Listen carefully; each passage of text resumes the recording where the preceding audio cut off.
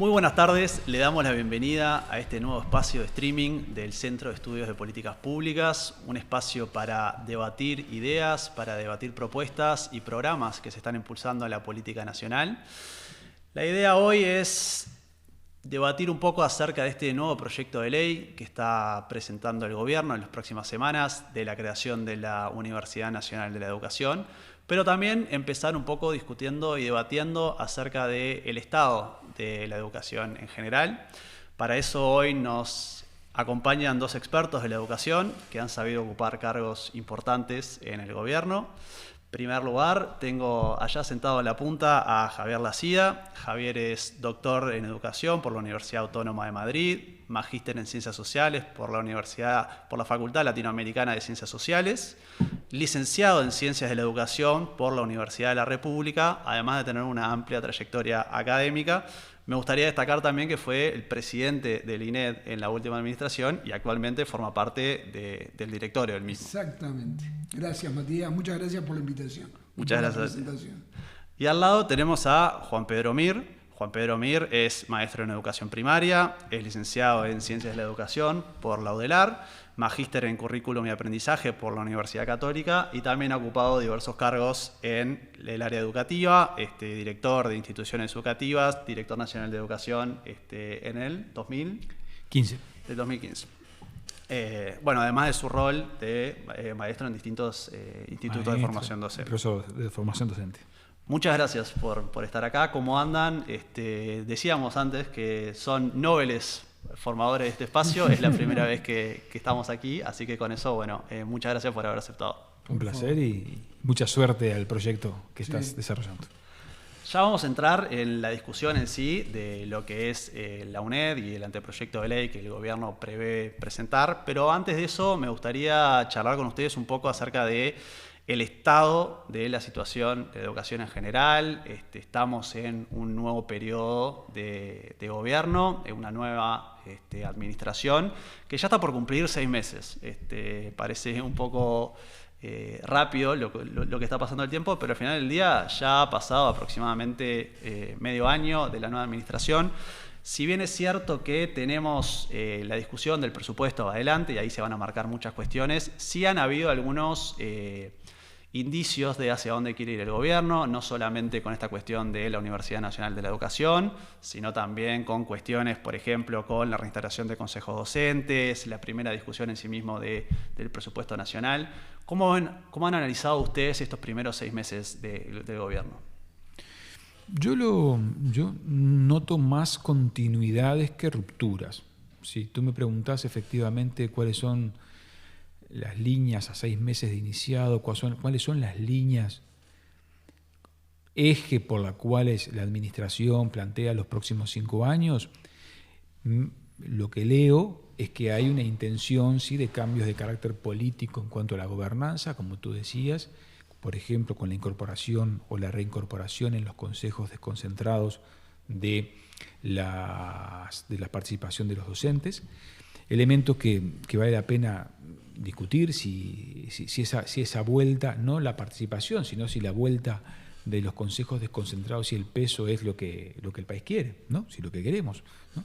Pero bueno, uno ve que hay una línea. Pero después en cuanto a líneas de trabajo en los emergentes fundamentales, más allá de la explícita y anunciada reincorporación de algunos miles de niños y jóvenes al sistema educativo que estaban por fuera, yo no percibo, estamos finalizando agosto, yo no percibo líneas que me permitan augurar cambios estructurales o avances centrales en el espacio educativo. Yo no los vislumbro, estoy expectante de la ley de presupuesto, estoy expectante de las definiciones curriculares, es decir, en cuanto a si van a modificarse o no los programas que se han venido edificando en el periodo anterior y qué se va a cambiar, y bueno, y ver cuáles son las líneas específicas de acción en áreas tan centrales como son la desvinculación sobre todo en enseñanza media, sobre todo las dificultades de aprendizaje no, sobre todo los magros logros que tiene el sistema en general y específicamente en los sectores más desfavorecidos, establecer claramente cuáles son las líneas de trabajo en esa área. Yo todavía estoy un poco expectante. Ok, perfecto. Sin duda que tenemos muchas cuestiones para adelante, particularmente con la ley de presupuesto. Ahí entiendo que el gobierno podría marcar alguna de las líneas, pero sí ha puesto algunos temas sobre la mesa. Javier, ¿tú cómo ves esto? Yo veo una situación que caracterizaría como de restauración corporativista. Lo más fuerte que veo es no ideas... Primero, retomando la pregunta tuya, ¿cómo está el sistema educativo? Con problemas graves. Esa es para mí la primera respuesta. La segunda, con procesos de cambio que empezó el gobierno anterior, pero que estaban a mitad de camino y que hay que completarlos. La tercera, este gobierno lo veo embarcado no homogéneamente, con conflictos, pero lo que predomina es una posición de restauración corporativista, de volver a la situación del sistema educativo en el 2020 y de desconocer los cambios que se empezaron a procesar y los problemas graves que tiene el sistema educativo. Yo diría que lo más grave es eso, en pro de una visión conformista corporativista. Esto se va a difundir en los próximos días, pero en el día de hoy hay una noticia impactante en la prensa. El CODICEN, con muy buen criterio, está de las medidas en la buena dirección que está tomando, es tratando de mejorar la asistencia y implementando herramientas tecnológicas, que hay un montón para mejorar eso. ¿Qué plantearon los sindicatos? No nos consultaron. No plantearon, vamos a verlo, vamos a conversar, no nos consultaron. O sea, ellos quieren que se le pida permiso, y a mí no me preocupa la visión sindical. Me preocupa que esa declaración sindical indica de que hay expectativa de que se le dé boliche. Indica que hay una predisposición del gobierno a eso. No se lo hubieran dicho a una decisión del gobierno anterior. ¿Puedo hacer un comentario? Adelante. Yo, complementando lo que plantea Javier, yo quiero insistir en algo que decíamos anteriormente, particularmente en los debates en el periodo 2015-2020, que los actores sociales reclamen espacios de participación es hasta saludable en un sistema democrático. Eso no inhibe la responsabilidad del gobierno en los actores políticos. Uno de los temas, el llamar a la participación de los distintos actores, padres, docentes, actores sociales, eso no inhibe la responsabilidad de que quien toma la decisión hoy por hoy son actores políticos, elegidos por el Parlamento de la República, que pertenecen a una fuerza política determinada, son ellos.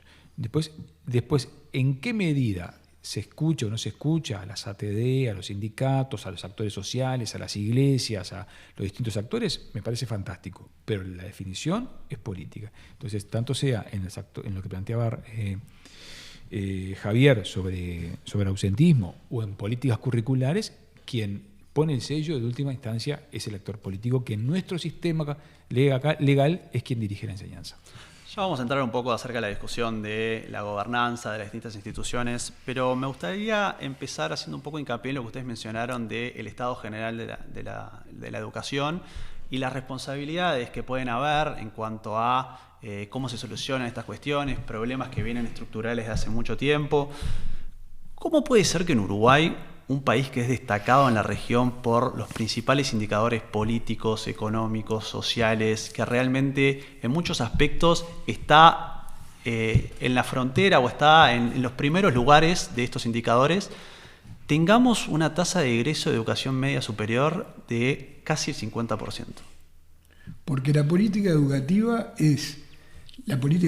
no terciaria es la peor política pública uruguaya, para meternos en el foco, y es de las peores políticas educativas.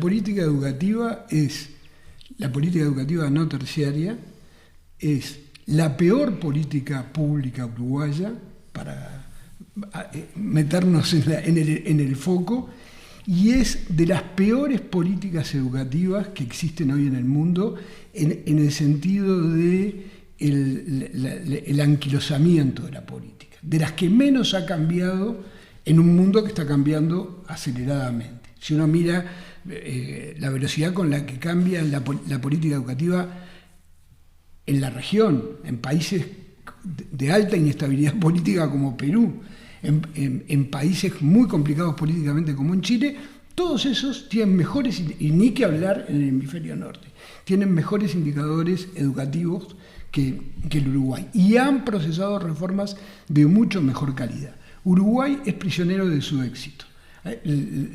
Tuvimos un viejo sistema educativo que funcionó muy bien, y hoy nos cuesta mucho dos cosas: reconocer de que ya no funciona y percibir el deterioro cotidiano e imperceptible, por eso mismo, del sistema educativo.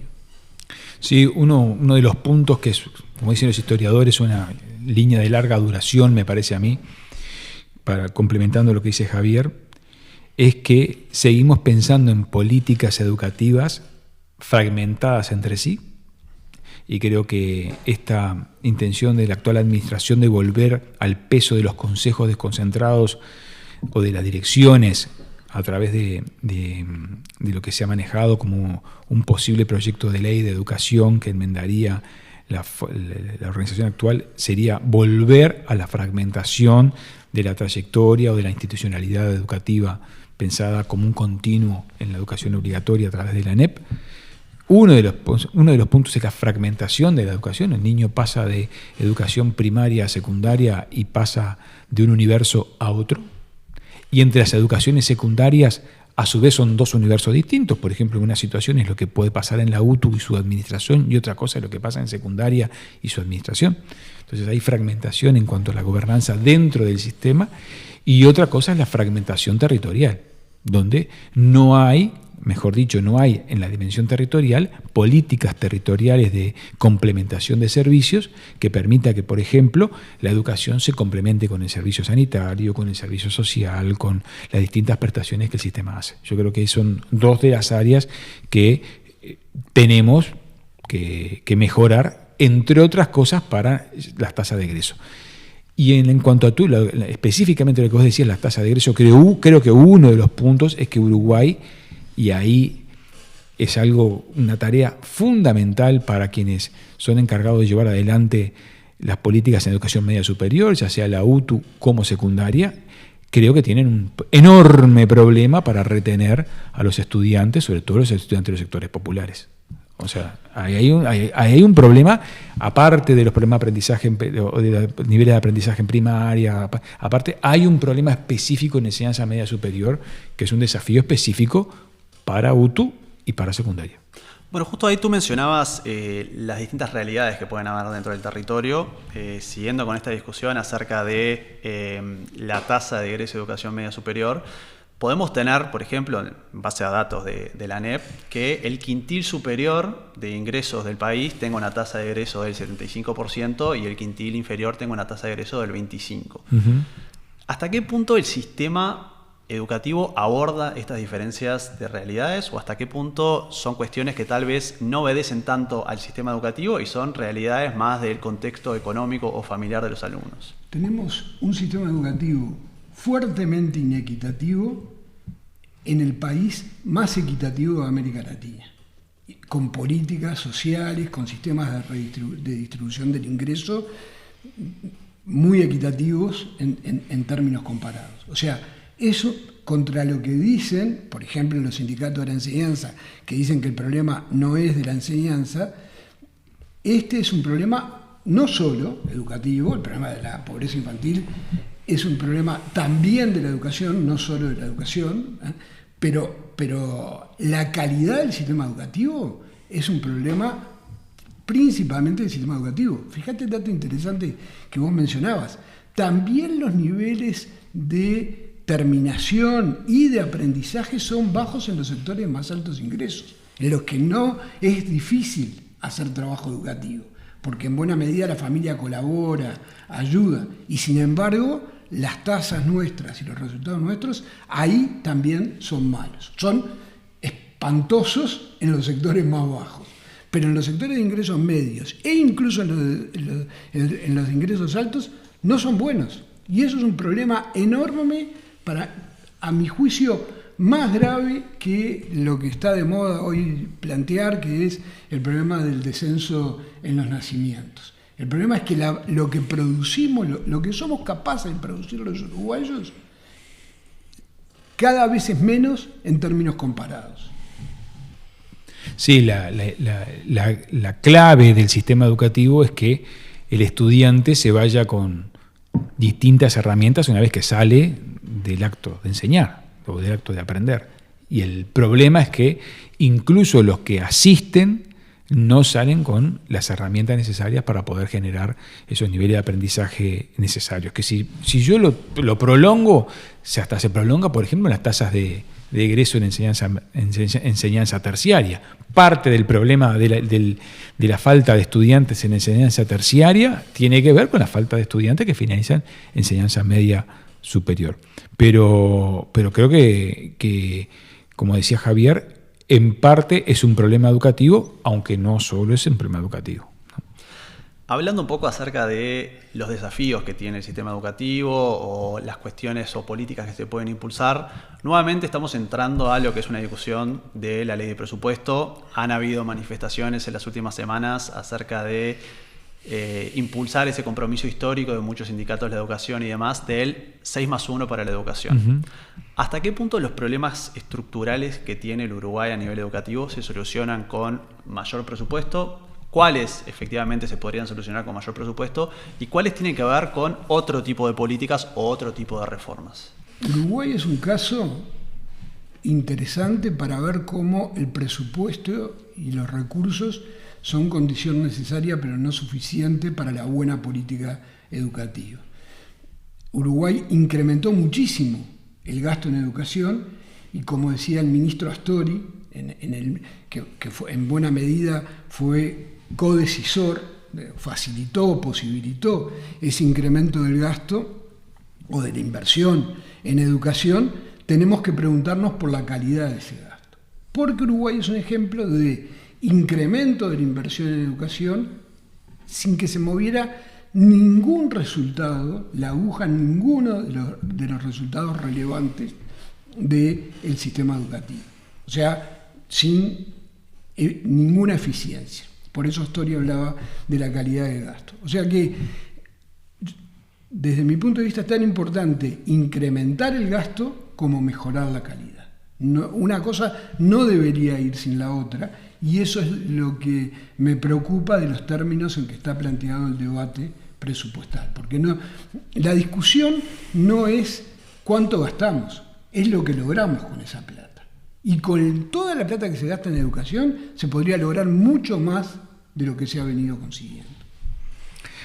Sí, yo complemento lo que dice Javier. Creo que necesariamente para lograr, por ejemplo, el mantenimiento de los estudiantes en enseñanza media superior, enseñanza media básica, por ejemplo, políticas tan fundamentales en primaria como es la alimentación escolar, necesitan de reforzamiento de gastos. Y Uruguay tiene un déficit en cuanto a, por ejemplo, la cantidad de horas que los chiquilines están en las instituciones, y eso implica un reforzamiento de gastos.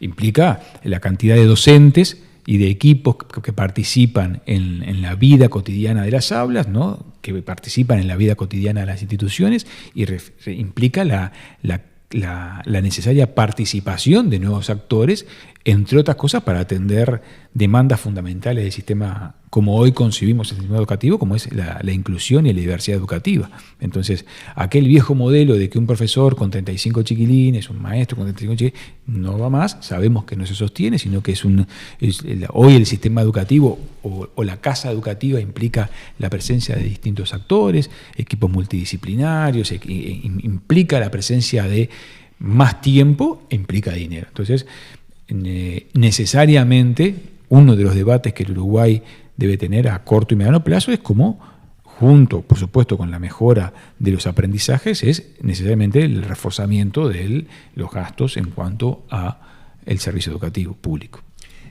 Un comentario brevísimo. Yo estoy de acuerdo, pero seamos conscientes de algo que no se está diciendo, y ahí el indicador me parece un indicador complicado, que es, ingresan cada año decenas de miles de niños menos en el sistema educativo. Y eso es incremento del gasto por disminución de los costos. Es decir, ahora, eso es un enorme desafío de racionalidad del gasto, que es lo que tiene que ver, de nuevo, con lo que decías tú, calidad y eficiencia, tan necesaria como el incremento, porque el incremento se viene dando y los resultados no acompañan ni los esfuerzos presupuestarios que se hicieron durante el gobierno del Frente Amplio, ni la disminución de niños que se viene verificando desde ese momento y después. Ok, entrando ya un poco más en la cuestión de fondo del debate de hoy, que es la Universidad Nacional de la Educación, el gobierno en las últimas semanas presentó el anteproyecto de ley para la creación de una nueva universidad pública en el país. Esto complementaría lo que es la Universidad de la República, la UTEC, creada en el 2012, y ahora se está impulsando un nuevo ente autónomo universitario específicamente enfocado en los sectores educativos y la formación académica de los sectores educativos. El gobierno establece que esto sería una cuestión también de enseñanza, de investigación, de extensión. Y recordemos que esto es una propuesta que ya se presentó en el 2017, no tuvo los consensos necesarios para la aprobación y ahora se vuelve a poner sobre la mesa. Estamos hablando de una universidad de la educación que vendría a ocupar el rol que hoy en día en cierta medida ocupa el Consejo de Formación en Educación. Recordemos que Uruguay ya tiene 33 centros de formación docente, tiene 2.800 profesores formando docentes en nuestro país y actualmente se presenta una matrícula de 27.000 personas inscritas estudiando estas carreras. Es un número importante, aproximadamente el 98% de los docentes de este país se forman en el sector público, el 2% restante lo hacen en el sector privado, con lo cual podríamos hablar de que la formación docente es al final del día la formación que van a recibir los niños, niñas, adolescentes en nuestro país. ¿Qué opinión les merece a ustedes el proyecto en general? Innecesario. Y es la primera condición que debe cumplir una decisión de una innovación o la creación de un organismo en política pública, responder a un problema o una necesidad. En el Uruguay hay lo que el gobierno se empeña en no reconocer, hay 2.300 docentes que desde el 2023, que dieron la prueba, tienen título universitario. Entonces, decir que esto es necesario para reconocer con un título universitario la formación docente es desconocer que hubo 2.300 docentes que, junto con otros que no aprobaron la prueba, la gran mayoría la aprobó, confiaron en esa prueba, se presentaron, la aprobaron y festejaron el tener el título. Seguramente muchos de ellos votantes del Frente Amplio. Con lo que quiero decir, esto es un fenómeno que está en la realidad. Y hay 2.000 más que se presentaron, esto es del 2023, hay 2.000 más que se presentaron en el 2024 que están esperando el proceso de corrección, que en estos casos tiene que ser especialmente meticuloso porque tiene el efecto de habilitar a un título. ¿Por qué un proyecto dudoso en su viabilidad reemplazaría esto? Y el gobierno ya está tomando decisiones como si el anteproyecto estuviera aprobado, porque está levantando los cursos del SODRE, que el SODRE venía dando en formación de docentes, la Escuela de Formación del SODRE, para, junto con los bailarines y los cantantes líricos, formar docentes de educación artística. O sea que yo creo que la primera respuesta es: no hay necesidad de generar otro organismo. reforcemos y mejoremos el conjunto de organismos y que hoy están dando formación docente en el Uruguay, y logremos que otros más, igual que el Sodre, ¿por qué no el Clemente Estable? ¿O por qué no el Pasteur? Yo estoy convencido que la formación docente tiene que tener carácter universitario. Por supuesto, el título tendría que tener un carácter universitario, pero aparte la construcción de lo que es la vida académica dentro de lo que es la institución educativa, ¿no? Entonces creo que no solo es una cuestión de terminología, sino que es necesario, así como las universidades privadas forman en universidades, porque los títulos se dan en espacios universitarios y forman en esa, la educación pública merece que tenga un espacio universitario en cuanto a la formación de sus actores, en cuanto a los procesos de investigación, extensión y educación. Entonces creo que más allá del proyecto, más allá de las formas de gobernanza que habilite el proyecto, creo que el fortalecimiento académico de las estructuras en la formación docente, creo que necesariamente la construcción de políticas nacionales que no se superpongan en la formación docente es un camino necesario para el país, y ojalá tenga acuerdos y construya acuerdos que vayan más allá de los actores de gobierno puntuales y que sean políticas de Estado globales. Bueno, justo tú mencionabas el término de superposición. Una de las dudas que a mí me queda leyendo el proyecto y que tal vez podríamos discutir con ustedes, dado que ambos son egresados de la Facultad de Humanidades y Educación, es que justamente que el gobierno establece que esta nueva universidad tendría carácter de investigación, tendría carácter de extensión para la formación de educadores en el territorio, cuestiones que hoy en día pueden estar vinculadas a lo que es la licenciatura en Ciencias de Educación de la Facultad de Humanidades de la Universidad de la República. ¿Hasta qué punto la creación de esta nueva universidad generaría un conflicto con la UDELAR? ¿Hasta qué punto podrían complementarse o una podría competir con la otra? Recordemos que la Universidad de la República históricamente ha sido bastante celosa de defender su posición como la universidad pública. Es una universidad que estuvo presente durante más de 150 años como la única universidad, hasta la creación de la UTEC en el 2012, donde ahí también marcó una posición acerca de que ¿por qué no hacer esto dentro de la UDELAR en su momento? Entonces mi duda es, ¿cómo ven ustedes una nueva universidad de la educación y el relacionamiento que podría tener, por ejemplo, con la Universidad de la República en general y con la Facultad de Humanidades en particular? Yo no tendría ningún inconveniente de que se crearan estructuras nuevas, ¿no?, que existen o que tengan carácter universitario a partir de lo que existe, complementándose con acciones, por ejemplo, con el resto del sistema universitario público. No es quitarle. Esto fue interesante, por ejemplo, con la generación de la UTEC. Que existe la UTEC, hubo actores dentro de la UTU que lo vieron como un elemento que, incluso de la Universidad de la República, hubo actores que vieron como un peligro que se desarrollara un espacio. Yo creo que en la mirada donde necesitamos cada vez más estudiantes en educación terciaria, en la mirada donde necesitamos cada vez reforzar más el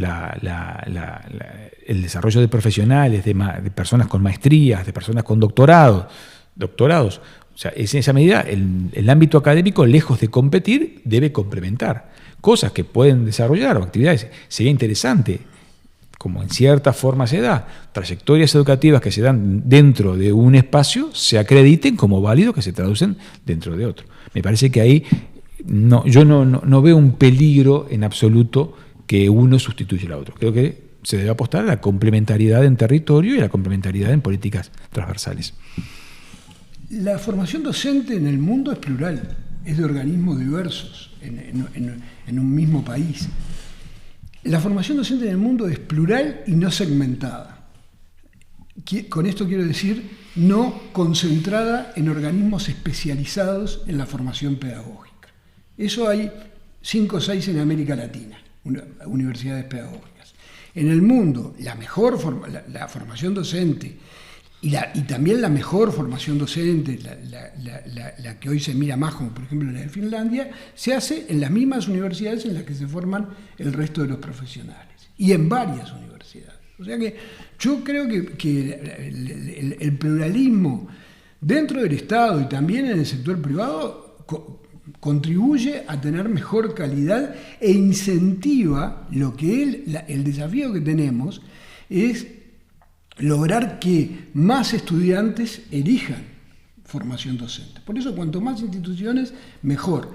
Un problema que tiene la institucionalidad educativa uruguaya es la cultura monopólica. La cultura monopólica del Audelar, que todavía está en duelo por haberla perdido, está viviendo el duelo de haberla perdido, y la cultura monopólica del IPA, que hoy está bloqueando que estudiantes de docencia en educación artística se formen en el SODER. Y en realidad yo pregunto, ¿qué más quiere uno para un hijo, a esta altura para un nieto, en mi caso, que se forme, si quiere ser docente de educación artística, junto con gente que está inmersa en el mundo cultural? De repente hay algunos adolescentes que prefieren formarse en educación artística en el IPA junto con otros docentes. También es válido, también esa tiene que ser una alternativa. No son caminos excluyentes uno del otro. Ahora, otro problema es por qué a esto le llamamos universidad.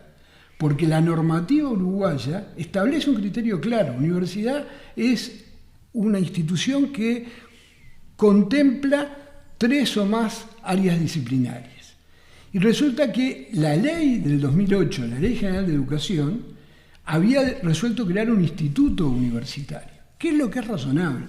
Y no se sabe por qué, en el 2017, se empezó a hablar de universidad de la educación contradictoriamente porque uno no puede usar el nombre universidad para lo que quiera. Son nombres reservados a las instituciones que cumplan con determinadas exigencias. O sea que en la iniciativa es una iniciativa innecesaria, poco fundamentada y, en mi opinión, equivocada, porque lo mejor es el pluralismo en la formación.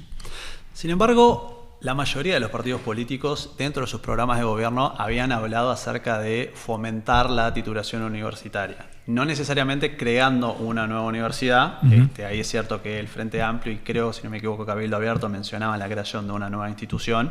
El resto de los partidos sí hablaban por lo menos de avanzar en lo que es la formación docente de carácter universitario. ¿Por qué es tan importante que hablemos acerca de títulos universitarios? Esta administración está yendo a la creación de una nueva universidad. La administración anterior fue por el camino de esta creación de la prueba de docente acreditado. ¿Qué le da a un docente decir, bueno, ya no tenés un título de profesor del IPA, hoy en día tenés un título universitario? Yo creo que la lógica universitaria tiene una potencia para la formación del ciudadano de hoy y del profesional de hoy, que es lo que hace necesario, lo que sería interesante que esto también se replicara en los espacios de formación docente, que a veces están muy escolarizados, ¿no?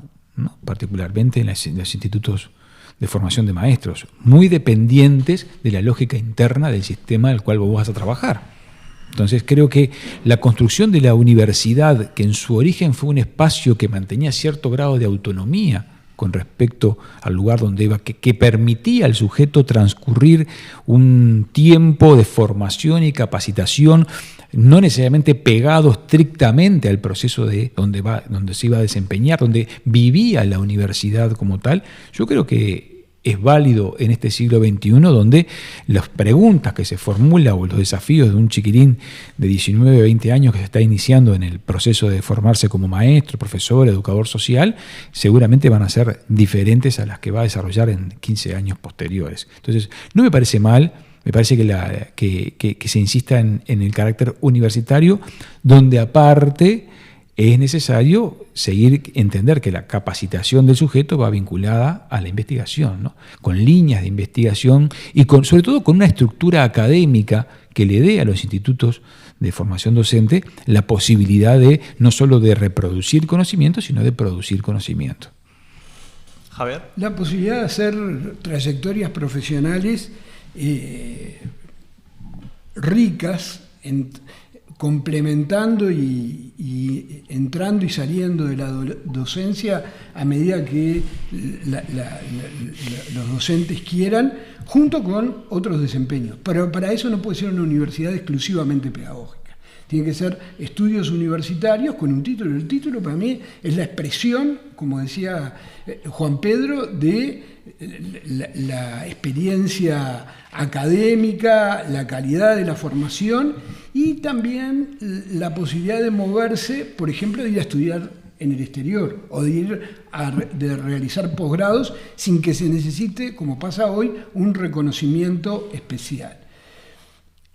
Tú decías bien, Matías, todos los partidos coincidieron en el objetivo de política pública, pero no en la modalidad de la universidad pedagógica. ¿Y por qué? Porque además de innecesaria, la universidad pedagógica es una respuesta en términos de política pública obsoleta, porque es responder a objetivos de política pública creando organizaciones, creando instituciones.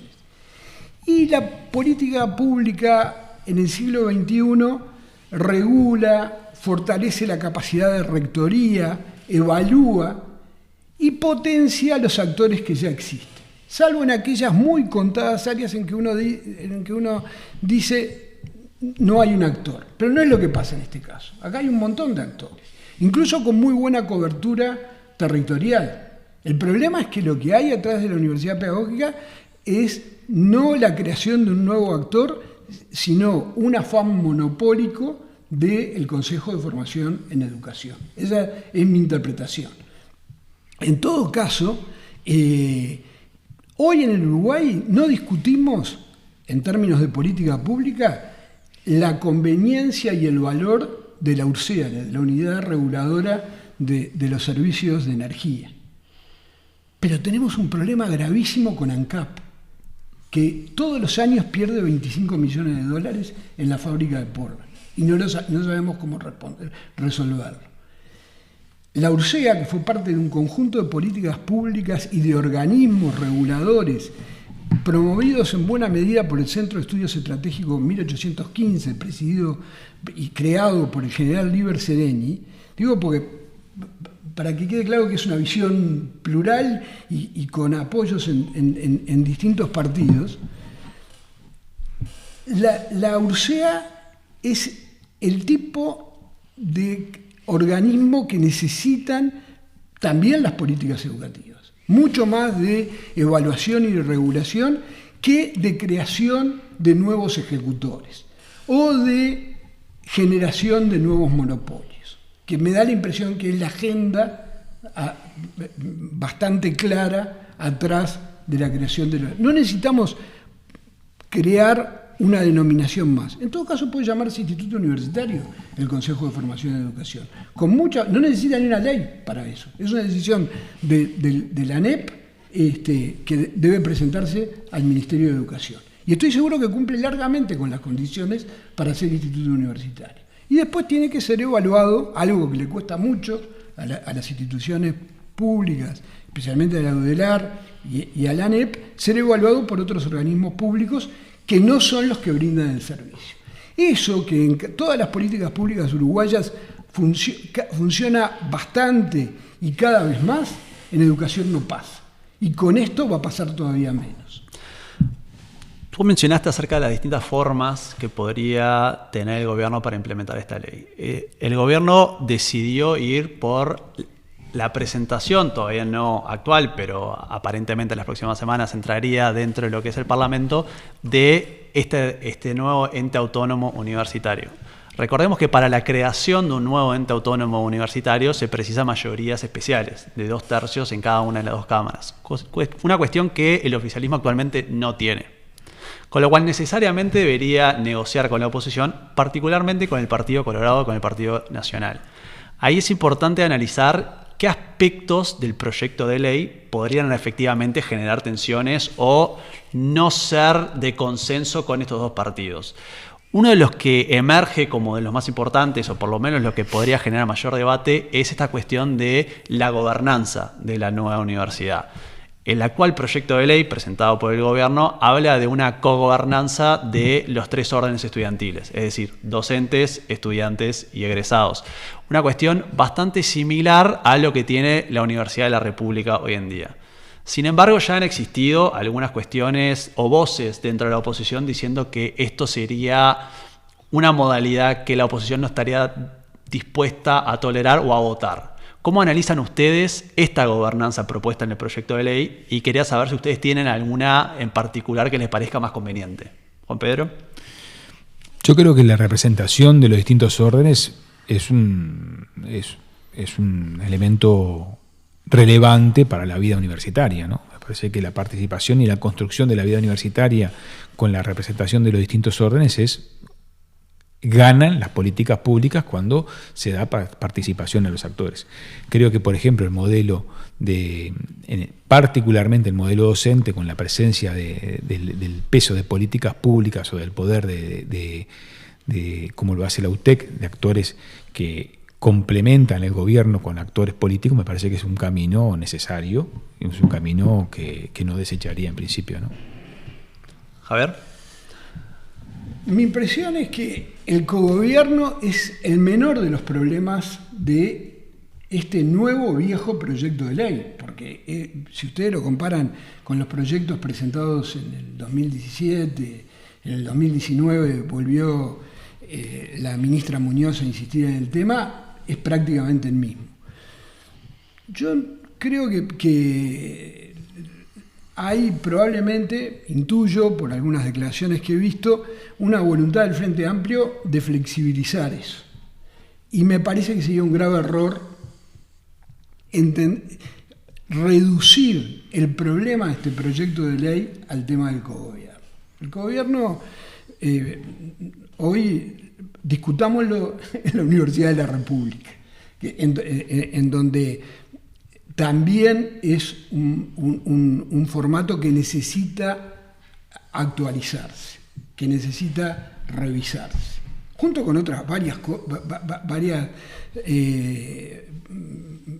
vacas sagradas de la política de educación superior. Yo creo que la participación de docentes y estudiantes es muy importante. Otra cosa es el gobierno corporativo. Otra cosa es que las corporaciones agoten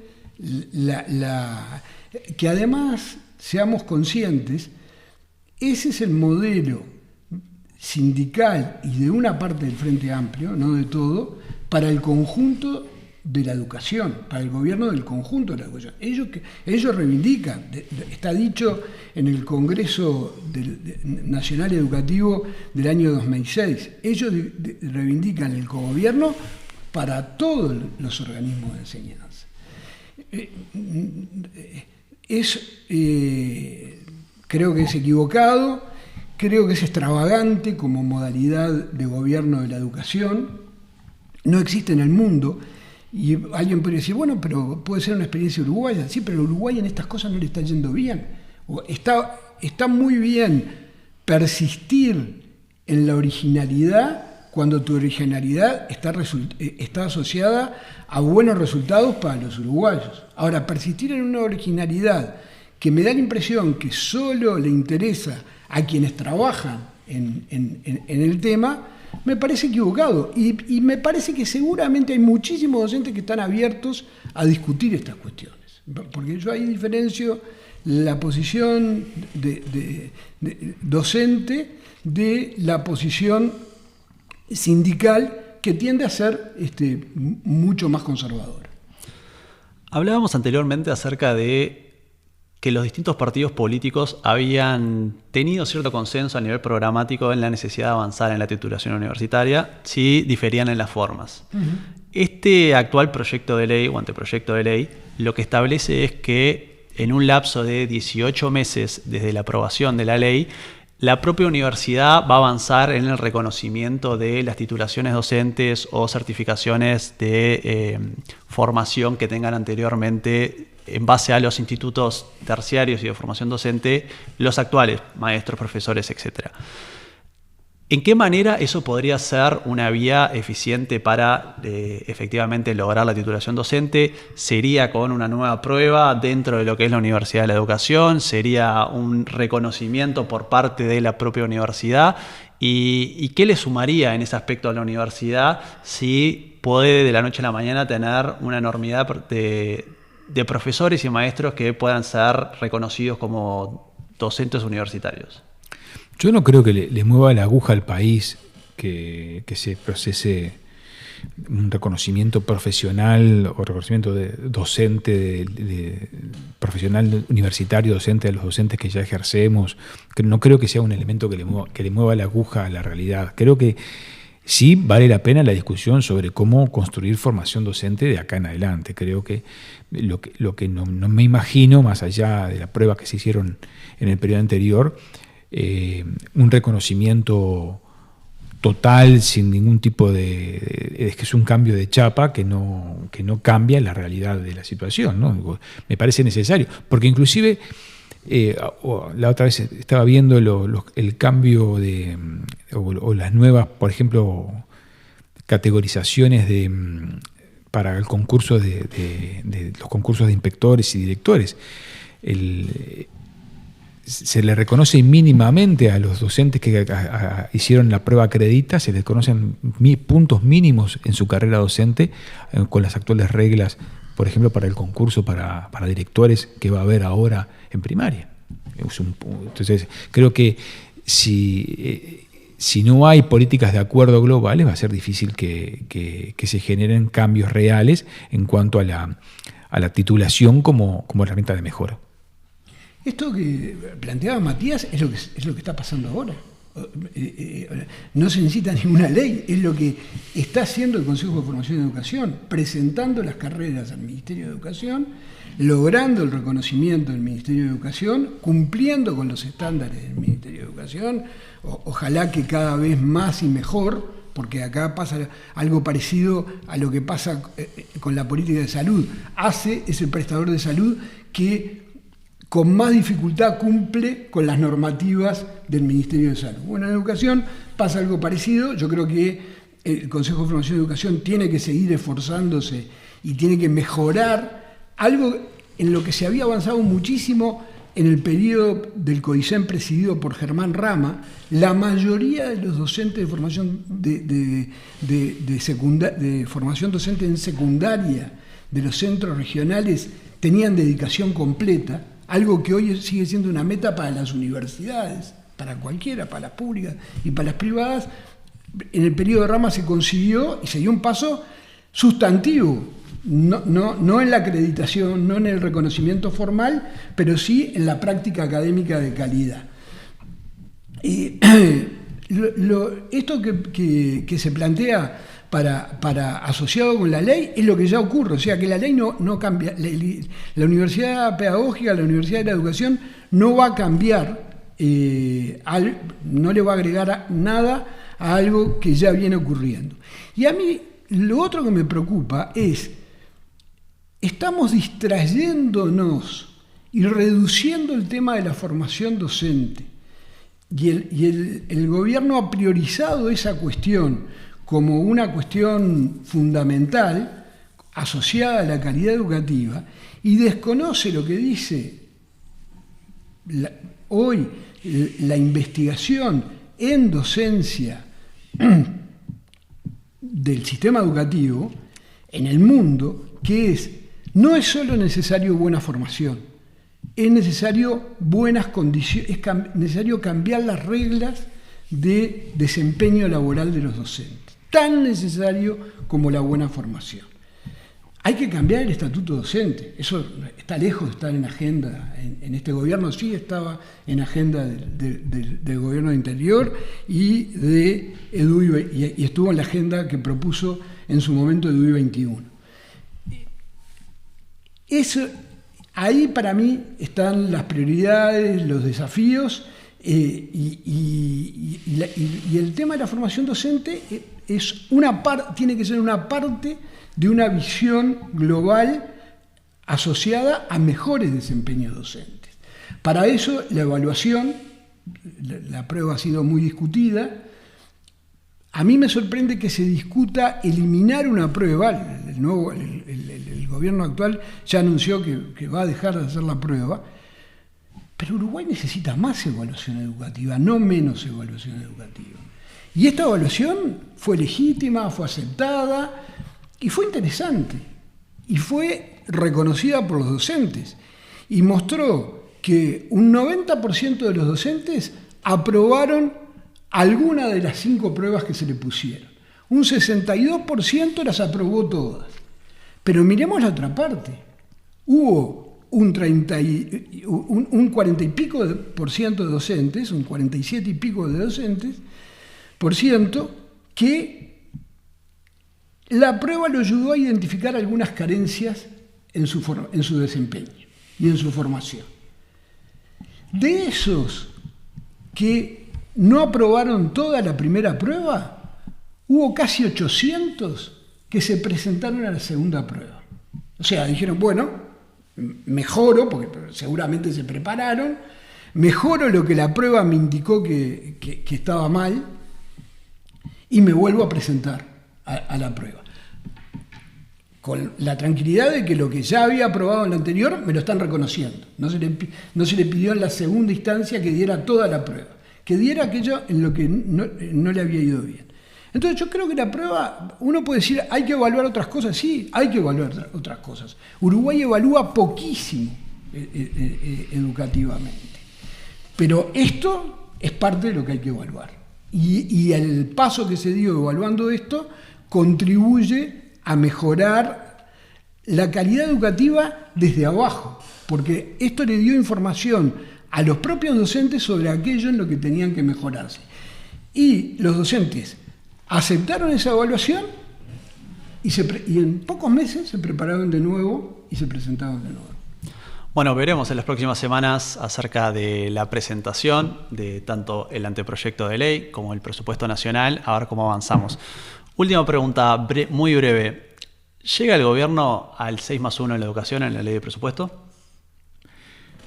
Por los números que están dando hasta ahora, no, yo no visualizo, en base de del margen fiscal, el margen del crédito fiscal que va a cambiar, yo no visualizo que se pueda llegar al 6+1 con 100, al 6+1 en este periodo. Yo no lo visualizo. Javier. Me cuesta responder la pregunta. La pregunta que quiero contestar es, ¿llega a un 80% de egreso en educación media? ¿Llega a mejorar las relaciones con el mundo del trabajo, al que sigue mirando de lejos y con desconfianza? ¿Llega a mejorar los niveles de aprendizaje, que son bajísimos, de estudiantes que terminan 6º año de primaria analfabetos en los sectores más pobres o en las cárceles? Yo, la verdad, perdón, Matías, pero no sé, la verdad no me parece, no es lo que me mueve. Lo que quiero saber es cómo se va a hacer para gastar mejor y para gastar más si es que se necesita. Me resisto a fetichizar números. Okay. Perdón por la... No, para nada. Bueno, Juan Pedro, Javier, muchas gracias por formar parte de este primer episodio del streaming del Centro de Estudios de Políticas Públicas. Ojalá los tengamos nuevamente en los próximos meses, ya con estas cuestiones más avanzadas. Muchas gracias. Al contrario, es un reconocimiento haber formado parte del primer programa. Muchas gracias. A ustedes.